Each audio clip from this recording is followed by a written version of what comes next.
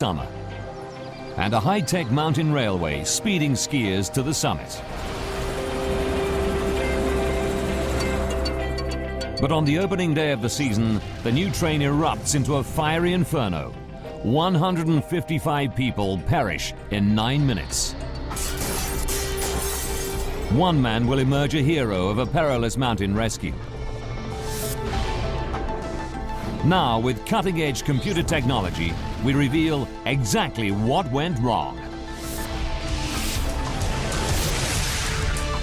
Disasters don't just happen.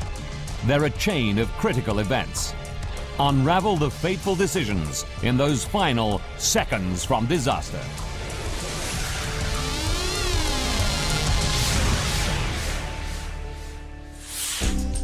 Europe. Austria. The village of Kaprun. November the 11th, 2000. Thousands of skiers and snowboarders crowd into the resort for the opening day of the winter sports season. What makes Kaprun so popular is its giant glacier, the Kitzsteinhorn. It's a mountain of ice that never melts, whatever the weather, making skiing possible even in summer. A high-tech ski train rises 1,500 meters through solid rock to land skiers near the summit.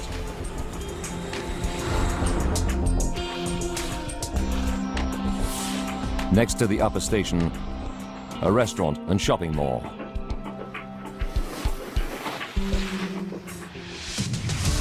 "8:45 a.m. Skiers and snowboarders celebrate the season start. People light firecrackers. Torsten Gradler, part-time firefighter from Germany, arrives for the big day with 49 members of his ski club. That particular trip was the first outing of the year 2000. Thomas Kraus has just joined the club. He's looking forward to his first glimpse of the glacier.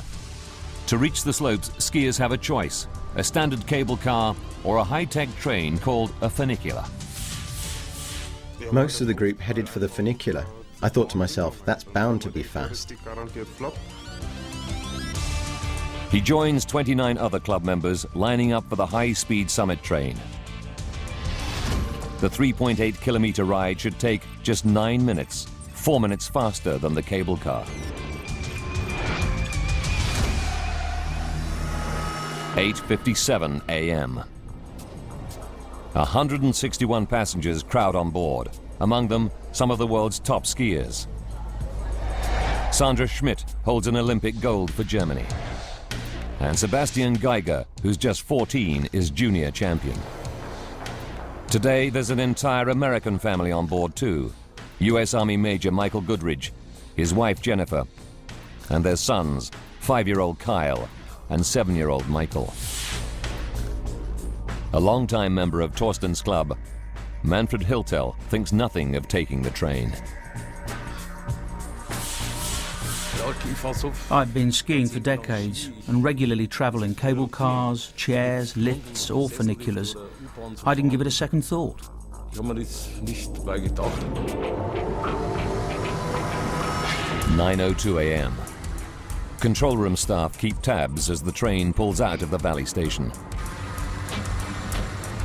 First, it crosses a spectacular 600-meter ravine before entering a steep tunnel that climbs through the mountain. For the passengers on board, the upper valley with its ideal skiing conditions should now be just 9 minutes away. But today will be different. The train first opened its doors in 1974. It was an engineering triumph, the first of its kind. An underground train inside a mountain, climbing at speeds of 25 kilometers per hour up a steep 30-degree incline. In 1993, it was modernized, giving it a sleek, futuristic look and making it the pride of Austria's ski resorts. The system is ingenious but simple. There are 2 trains, each one balancing the other. As one climbs, its twin across the tunnel descends. At the top station, a powerful electric motor and pulley system pulls the trains up and down the track. Neither train has an engine or fuel. There are no drivers, just an attendant at the front of the train who operates the doors. Each train has 2 coaches with 8 separate passenger compartments. There's a cab at the front and the rear of the train for the attendant who switches back and forth as the train travels up and down. It can carry up to 180 passengers. Every day, more than 1,000 people use the train, and it enjoys a perfect safety record. Until now. 9:02 and 3 seconds. The 161 passengers are spread through the train. Thomas Kraus is in the last compartment. Just 20 meters out of the station, he spots something. The first unusual thing I noticed was the smoke. It was like a cigarette that you put down for a moment. Thomas is at the back of the train near the empty attendant cab, which is only used for the downhill trip. Smoke from the cab starts to seep into the rest of the car. Passengers grow concerned, then agitated. There are no smoke alarms to alert either the train attendant or the control room. One passenger tries to make a call for help on a cell phone. Others bang on the rear wall of the coach.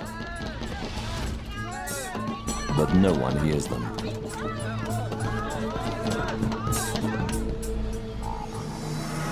"9:04 a.m. The train enters the tunnel, cutting off cell phone signals. And there's no way to contact the attendant at the front of the train. He's more than 50 meters away, totally unaware of the crisis unfolding in the rear compartment.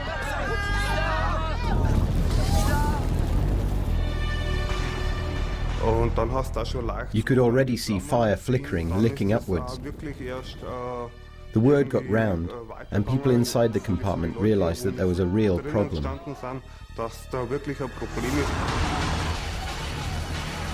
9:05. 600 meters into the dark tunnel, the train suddenly stops.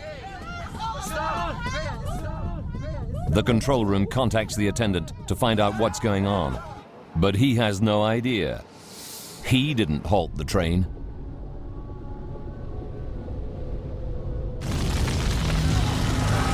"9:05 and 30 seconds. The rear coach is now filling with toxic smoke. But there's no emergency door release. The 161 passengers are trapped.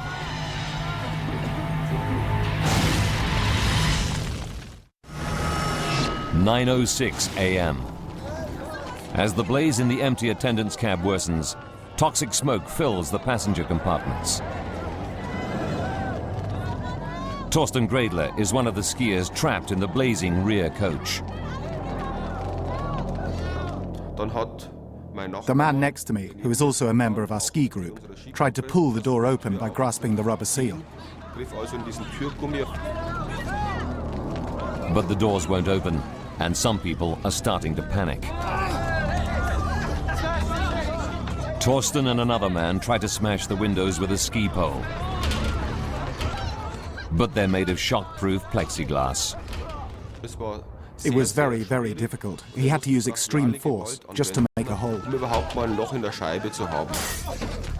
At last, they break the window and think they're free, only to find another pane of glass behind it. Then suddenly, the dangerous situation turns desperate. Flames from the empty attendant's cab burst into the compartment. The terrified passengers have nowhere to go.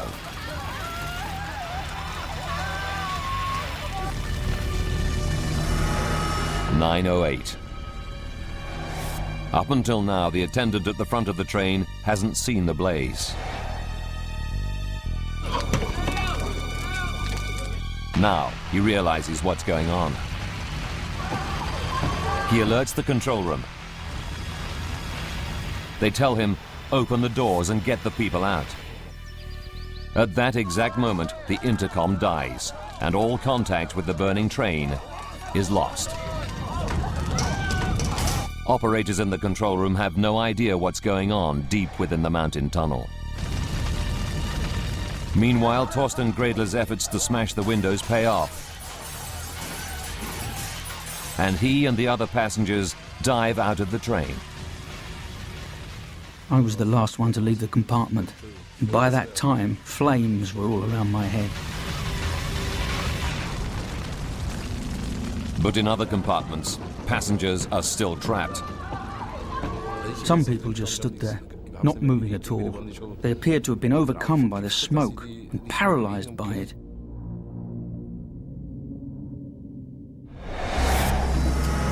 "9:11 a.m. At the station, an operator in the control room calls for help.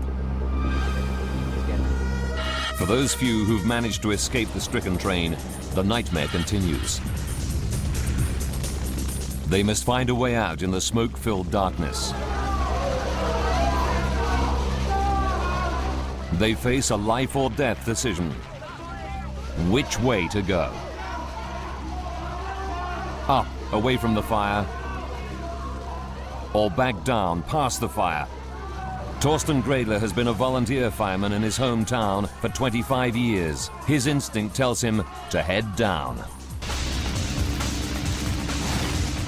The emergency stairs run right through the tunnel to the exit 600 meters away. But first, he has to clamber across the rails wearing ski boots.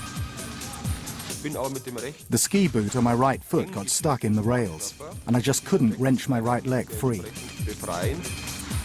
Fellow ski club member Thomas Kraus is already on the staircase. He sees his friend trapped on the track, surrounded by the flames. I gave him a hand, and the two of us ran past the train. With his ski boot now free, Torsten tells Thomas, Manfred and others to climb downwards. But the emergency steps are narrow and very steep, and they're slowed down by their bulky ski gear, making progress agonizingly slow. It was dark. I stumbled because I couldn't get into a rhythm. My ski boots were like plaster casts. Running downhill in them was extremely difficult. Under Torsten's guidance, the desperate group tries to stay together.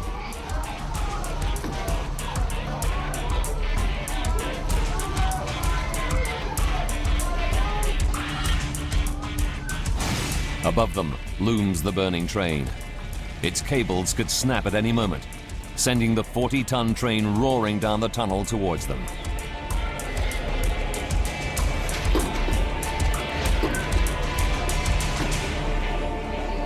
At last, the 12 skiers emerge into the daylight. They're exhausted and terrified, but alive.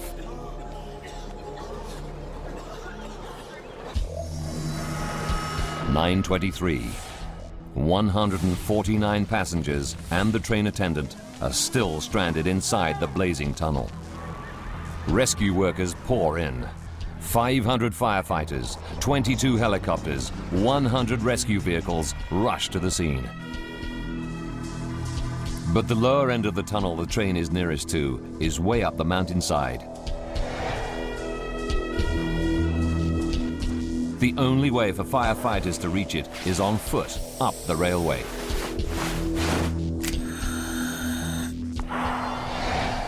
What they encounter is terrifying. The train is ablaze from end to end. In such extremes of heat, the cable it hangs from could snap at any moment, sending the train hurtling down on top of them and crashing into the valley station below. 9:35. 30 minutes after the fire began, the firemen are forced to abandon the rescue attempt. There's been a total electricity failure. The power supply goes out all over the mountain. Staff at the station fight to restore the electricity. But the station is filling with thick, toxic smoke, and they're forced to escape through an emergency door. Without power, the door jams open. Now fumes escape into the Summit Station shopping mall, full of people. Employees evacuate the station and shopping area. Dozens of people escape, but there are still 4 more trapped inside. Helicopters airlift the first teams of rescuers up to the summit. Firefighters gear up to enter the smoke-filled building. 10:16. Friedrich's team enters the shopping area in search of survivors. You couldn't see anything at all. That's how it was. It was like walking into a void. Thank God we chose the right-hand entrance and quickly found the first person. The firefighters stumble upon a workman lying unconscious just inside the main entrance. He's barely breathing. They rush him outside just in time. They plunge into the smoke-filled building again. Despite zero visibility, they find the last 3 people. Tragically, they're already dead. The thick smoke and high temperatures make it too dangerous for the firefighters to continue into the station and tunnel. The search for the missing 149 passengers is suspended. For Fire Chief Anton Brandauer, it's an agonizing dilemma. We were there with nearly 500 men and 60 or 70 fire engines, but there was still nothing that we could do.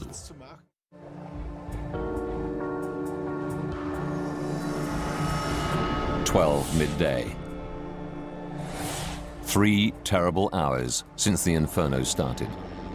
It's still dangerous, but Fire Chief Brandauer decides to let 2 small teams of specially equipped rescuers enter the tunnel in search of survivors. The men have no idea what to expect in the smoke-filled darkness. One team reaches the sister train, which was heading down the valley at the time of the blaze. Inside, they find the bodies of the attendant and his only passenger. Further down the tunnel, rescuers arrive at the burned-out train. Around it, the track is completely destroyed, rails torn and twisted. Then they make an awful discovery. Of the 149 passengers trapped in the train, not one has survived.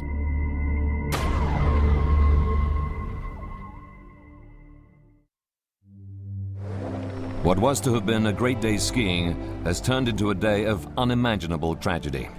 In total, 155 people are dead. Only 12 incredibly lucky survivors escaped the fire. It's the worst peacetime tragedy Austria has ever suffered, and devastating news for dozens of bereaved families around the world. That's the worst part of it, telling the relatives there are no survivors. For me, that was the worst moment. Most of the bodies are burnt beyond recognition.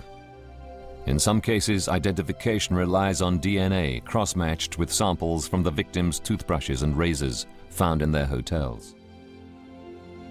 Among those who die are U.S. Army Major Michael Goodridge, his wife Jennifer, and their 2 young children.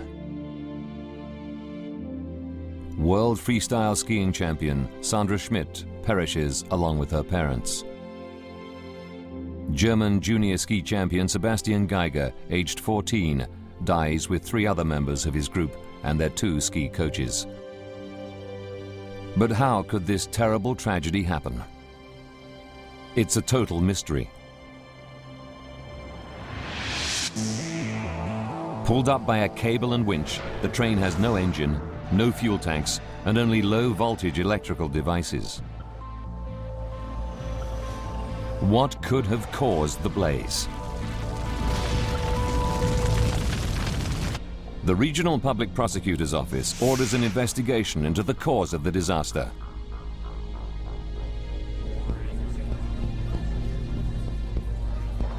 They appoint Helmut Prader to head the inquiry and recruit a team of 12 to solve the mystery. Using their findings, we can piece together the deadly chain of events. Forensic investigators begin by searching for clues to the source of the blaze. They must work on the burnt-out train inside the tunnel. If the wreck is moved, they may lose vital clues. They haul the sister train, untouched by the flames, out of the tunnel for analysis. Built to identical specifications, the twin train may reveal an undetected design flaw. Within hours of the tragedy, journalists air theories on the cause of the fire. The Times of London suggests that snowboarders may have been to blame. The paper reports that some snowboarders may have been lighting firecrackers in celebration of the opening day of the new winter sports season. Could a teenage prank have started the terrifying inferno which would go on to claim 155 lives? At this early stage of the inquiry, nothing is ruled out. Investigators take survivor Thomas Kraus to the sister train to point out where he first saw the blaze. In my statement, I said it was like a cigarette that you put down for a moment. That's what it looked like, the smoke coming from the control panel. The control panel is in the rear attendants compartment. Investigators try to find out if anyone could have got in there and started a fire, accidentally or even deliberately. But the rear cab is sealed off from the passenger compartment. The only way into it is from the platform. Eyewitnesses confirm it was empty on the fateful journey. The attendant was in the uphill cab at the front of the train. The only opportunity for someone to enter the rear cab and start a fire is during the train's 3-minute stop at the Valley station just before it leaves. Investigators calculate that this is too short a time frame for anyone to get in, start the fire, and get out without being noticed.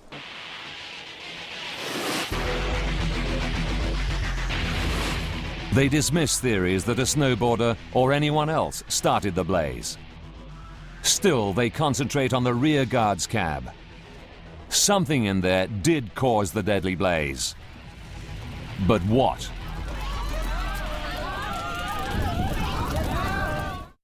Passenger Thomas Kraus has told them where the fire broke out. The control panel in the rear attendants compartment, which contains electrical wiring. Painstakingly, the team carry out tests to see if faulty wiring could have sparked the blaze. But the cables which were replaced during the train's modernization in 1993 are all coated with self-extinguishing materials and could not sustain a fire. It seems the train's modernized electrical system conforms to all fire safety standards. Still, the team continues to explore the records of the train's 1993 refit. Then, they make a fascinating discovery. During the train's modernization, the attendants' cabs were made more comfortable. Electric fan heaters were installed to keep the cabs warm during the freezing winter months when temperatures can plummet to minus 20 degrees Celsius.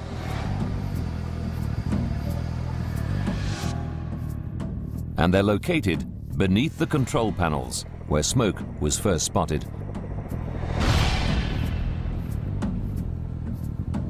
When investigators check out the manufacturer's instructions for the heaters, they uncover a terrible oversight.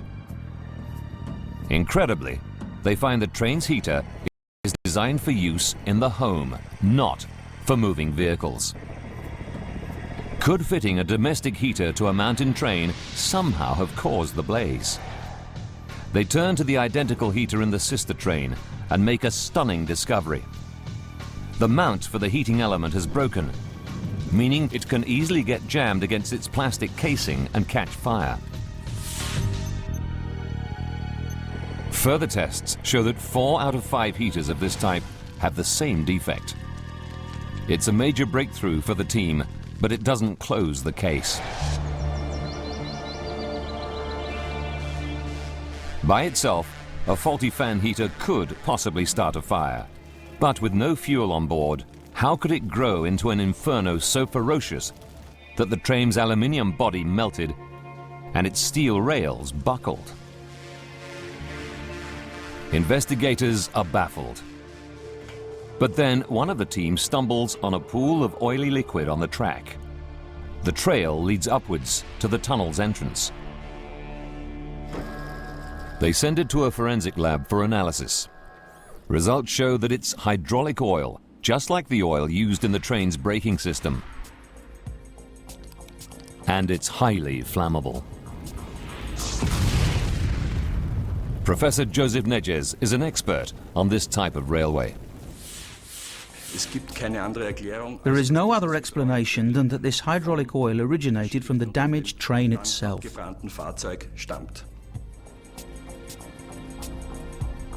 Just like the new heaters in the attendants' cabs, the hydraulic system was a new feature installed during the 1993 refit.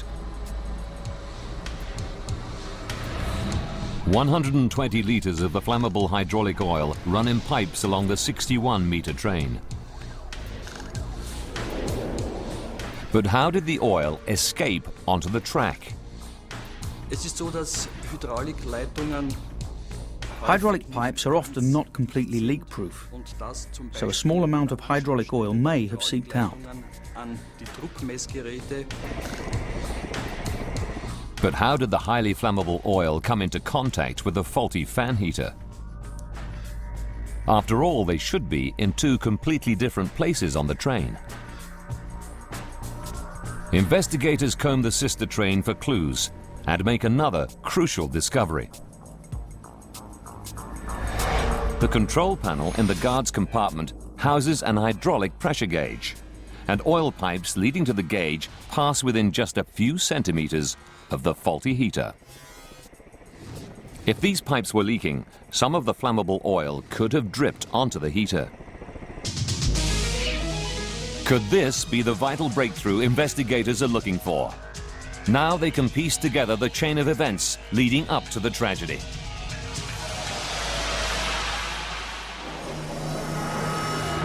"14 minutes before disaster. The train fills up with 161 skiers. In the empty attendance cab, a dribble of oil is already dripping down the pipes into the heater, which comes on automatically during station stops. A design fault causes the unit to overheat. Hydraulic oil seeps onto the red-hot heater element. Fire breaks out unnoticed before the train even leaves the station.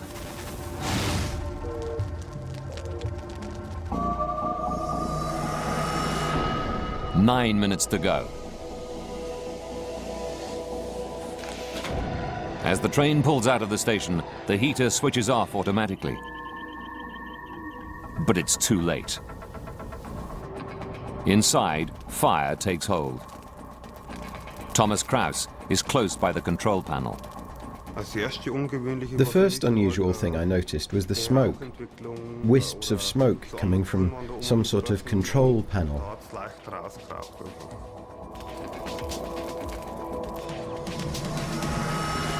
"7 minutes. As the train approaches the tunnel, flames from the heater melt the leaking pipes. Now oil gushes out of the pipes, soaking the plastic floor and dripping onto the track below. As the train enters the tunnel, highly flammable hydraulic oil is feeding a roaring blaze. 6 minutes left. 600 meters into the tunnel, the train unexpectedly comes to a stop. The conductor who's at the front of the train doesn't know there's a problem. But why did the train stop? It's a mystery the investigators now want to solve. They check the design for the train's hydraulic brake system and discover that it has a built-in fail-safe mechanism. If pressure drops, as in the case of a leak, the brakes automatically slam on, bringing the train to an emergency stop. Under normal conditions, it's a necessary safety feature. But now it only serves to trap the train in the tunnel, stranded 600 meters from help. Investigators know that a leak from the hydraulic system causing a 20% loss in pressure would trigger the automatic stop. That leaves more than enough highly flammable fluid on board to create the deadly inferno. Burning parts of the heater casing now drop onto the plastic floor, igniting pools of oil. 4 minutes to go.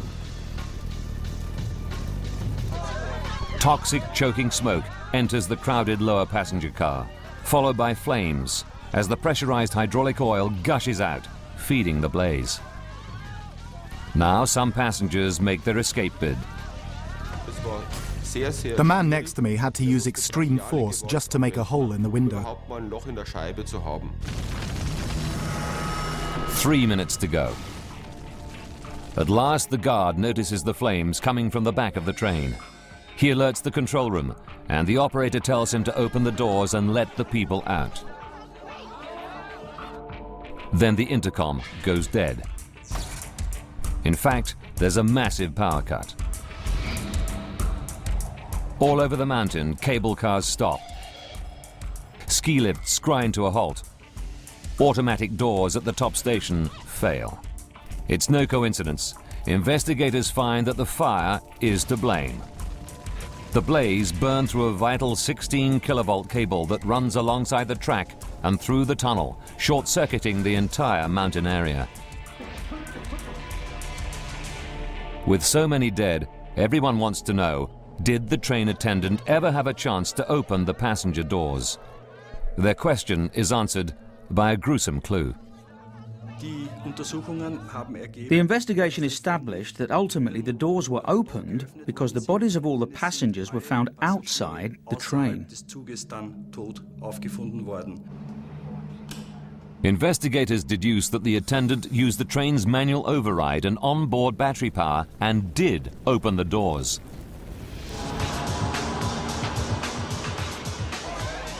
But out of the 161 passengers on board, only a dozen ever made it out of the tunnel to safety. It's a mystery.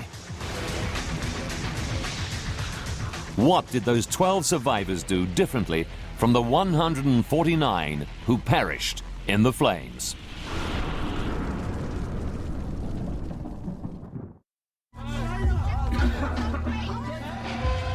Now the train attendant opens the doors by using the manual override switch, freeing all the remaining passengers from the blazing coaches.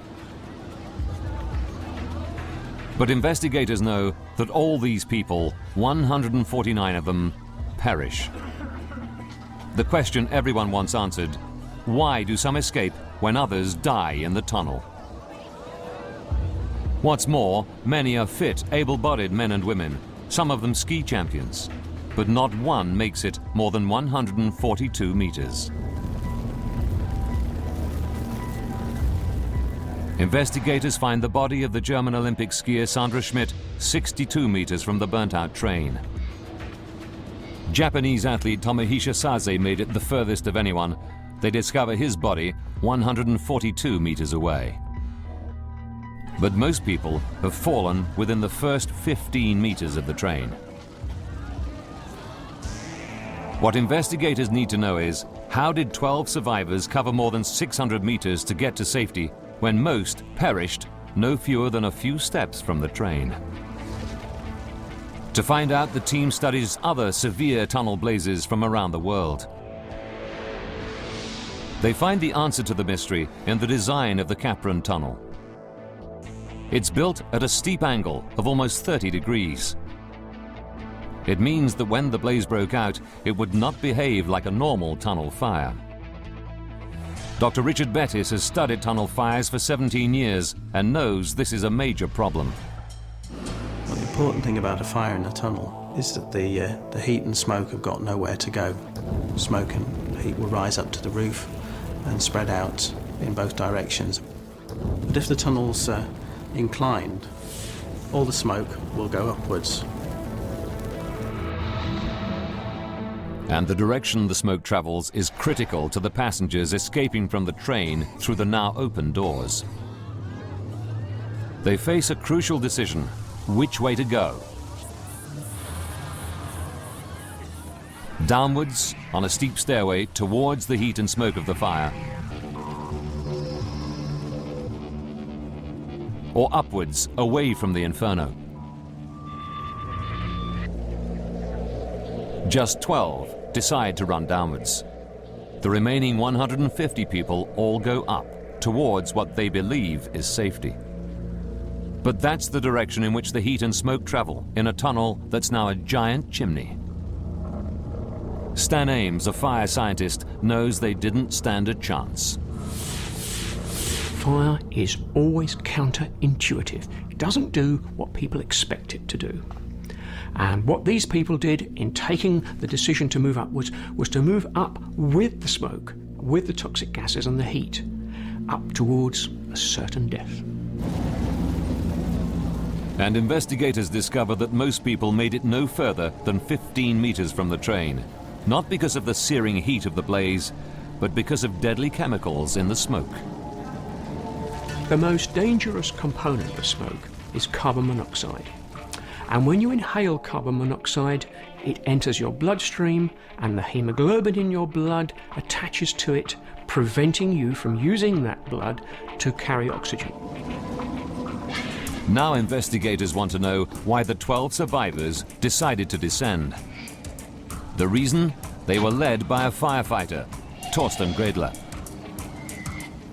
I shouted, "Run towards the bottom." The rules of how to act in smoke-filled environments have become second nature to me. As a volunteer fireman for more than 25 years, Torsten knows that to have a chance of survival, they have to get below the smoke. As he and his fellow passengers scramble out, he shouts to them to go down. But one passenger, Hermann Geyer, doesn't hear Torsten and runs the wrong way, uphill. Suddenly I heard one of my fellow passengers. It was Torsten, shouting, "Run downhill, everybody." And that was my salvation. But as the 12 made their way down the tunnel, the disaster was far from over. The inferno was about to claim more lives, some of them people who weren't even on the train. Most people would think the further you are away from the fire, the safer you would be. But in this case, the smoke and toxic gases generated from the fire travelled the entire length of the tunnel and endangered the lives of the people in the restaurant and the station 2.5 kilometres away, being attacked by a fire on the other side of town. As the fire sucks in air from the bottom of the tunnel, it causes a massive updraft, which propels smoke upwards at 144 kilometers per hour. The deadly cloud also engulfs the sister train, choking the attendant and his only passenger to death. It then pours out of the top of the tunnel, killing 3 more people in the station building. It's a terrible tragedy that the investigation team wants to prevent happening again. They want to know if it could have been avoided. But when they examine the train's safety specifications, what they unearth will shock the whole of Austria. As investigators scan the fatally flawed mountain train's design, they're shocked to find it lacks even basic safety features. The train has no smoke detectors. Its 2 fire extinguishers are out of passengers' reach in the sealed attendants' cabs. There's no way for passengers to contact the attendant and no emergency brake switch. Why are there so few safety features? In the 100 years since funicula's no fire has ever occurred inside a coach. This meant that there was a perception that a fire like this could never happen.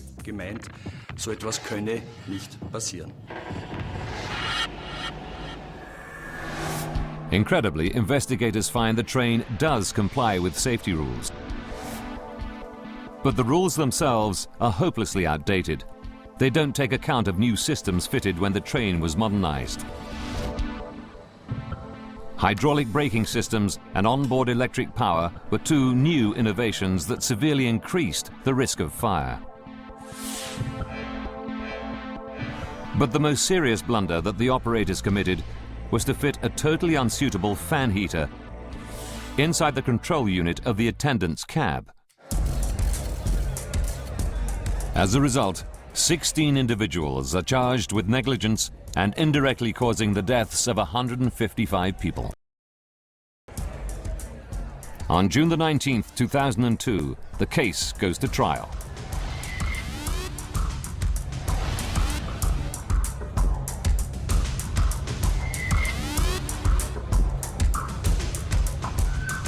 In their defense, they claim that they had taken the necessary precautions and the fire could not have been foreseen. Controversially, in February 2004, they're all acquitted after the court finds that there's insufficient evidence against them. The victims' families are devastated.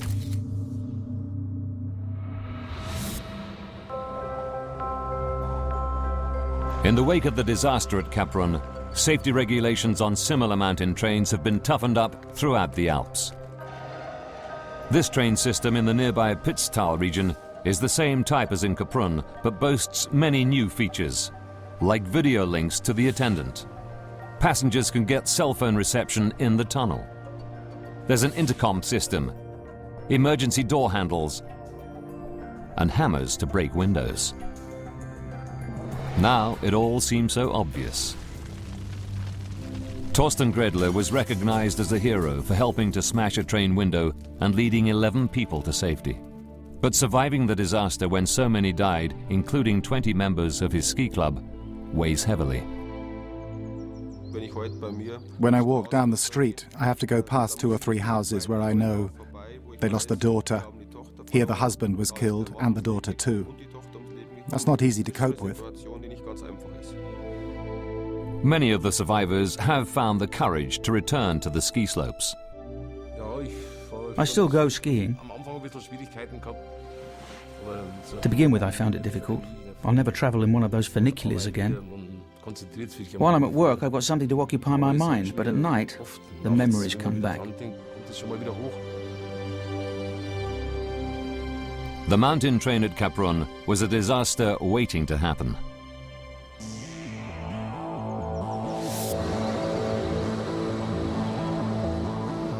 One day in November, it took a simple malfunction in a domestic fan heater to set off a catastrophic chain of events.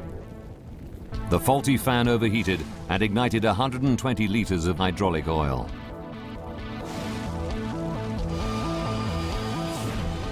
That sparked an inferno in the passenger coaches that sent smoke billowing 2.5 kilometers up the mountain tunnel and caused the deaths of 155 people.